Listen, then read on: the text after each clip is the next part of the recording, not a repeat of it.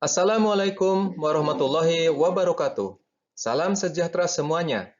Nama saya Asep Saifullah dari Program Studi Teknik Geologi, Fakultas Ilmu dan Teknologi Kebumian ITB.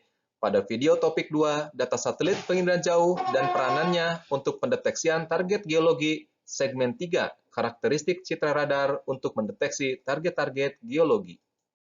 Penginderaan jauh dengan sensor radar tepatnya disebut sebagai synthetic aperture radar menggunakan spektrum panjang gelombang mikro atau microwave dengan rentang 1 mm hingga 1 meter. Gelombang mikro terpendek memiliki karakteristik yang mendekati inframerah termal, sedangkan gelombang mikro terpanjang memiliki karakteristik yang mendekati gelombang radio. Sensor radar dalam penginderaan jauh umumnya bekerja secara aktif berupa pelepasan sinyal atau puls oleh transmitter dalam interval waktu tertentu.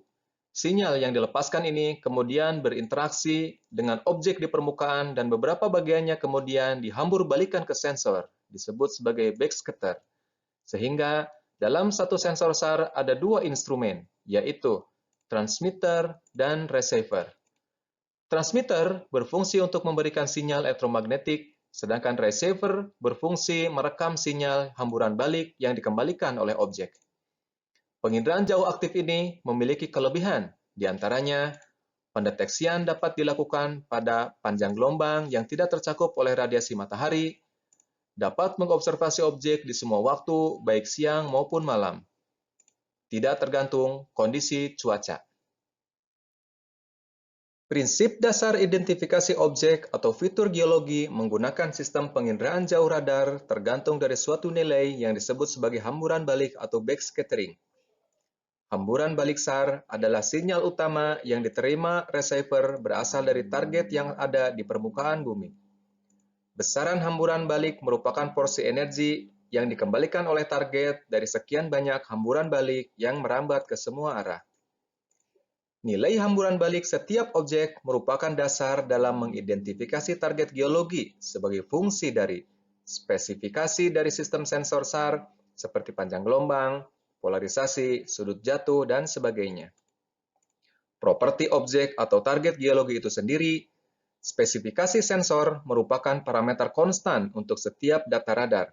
Sedangkan properti target merupakan variabel yang digunakan untuk membedakan objek berdasarkan, pertama, reflektivitas objek, misalnya nilai kelembaban dan dielektrik objek tersebut. Kedua, geometri objek seperti nilai kekasaran, keacakan, dan anisotropi objek tersebut.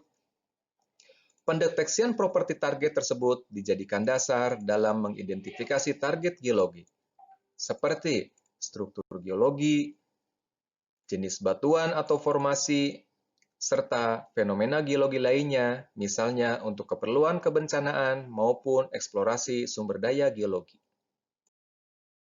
Berikut adalah contoh citra hamburan balik SAR dari sensor ALOS PALSAR dengan komposit warna RGB dengan polarisasi HH, HV, dan VV untuk objek geologi, seperti Slackenstein pada batu pasir kuarsa, Slackenstein pada batu gamping, Slackenstein pada batu gamping lainnya, kekar pada batu pasir, mata air hangat, perlapisan batu pasir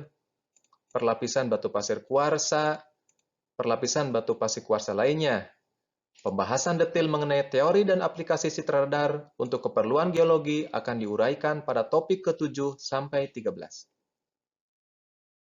Demikian penginderaan jauh geologi topik 2 segmen 3.